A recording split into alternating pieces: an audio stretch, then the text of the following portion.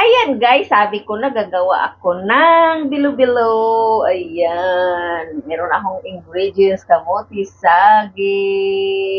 Yan. Ano bang tawag niyan? Sago. Glutinous rice. Yan, gagawa muna tayo ng glutinous balls. Di ba?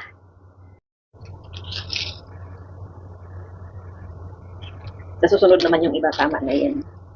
So, diba?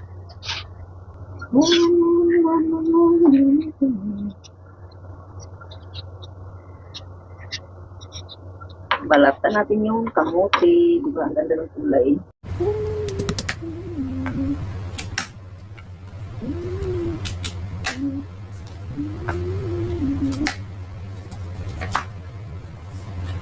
Beautiful, beautiful. Sana hindi siya malabsa.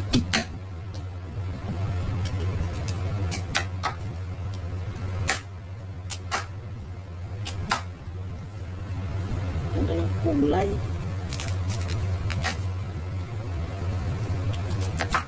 Okay.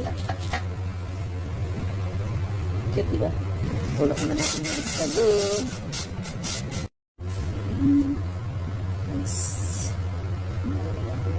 Sa ating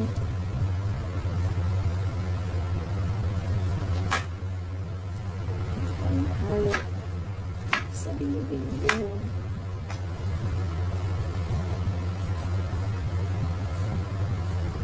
Kita ko kasi yung kay Siskian's TV na na bilo-bilo kayo, sabi ko kayo. Bibili ako ng pang bilo-bilo.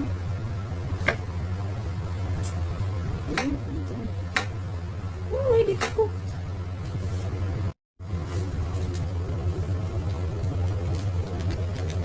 Nagawa tayo ng yung rice bowls, glutinous rice na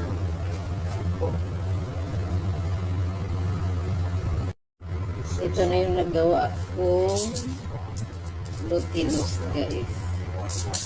Ito ng ganun lang na dinigit.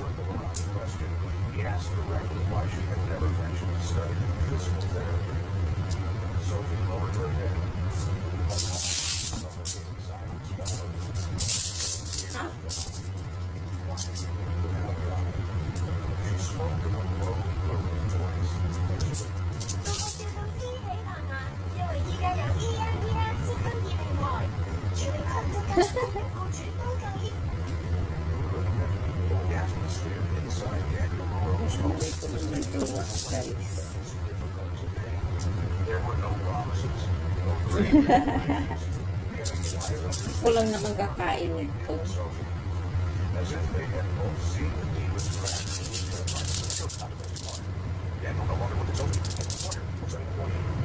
Hi, makakain na talaga ako ng ayan guys, yung bilog-bilog ko anong nangyari, kaya hindi ko pa alam, diba?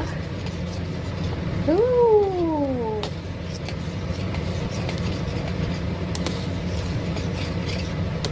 Malapit nang maluto.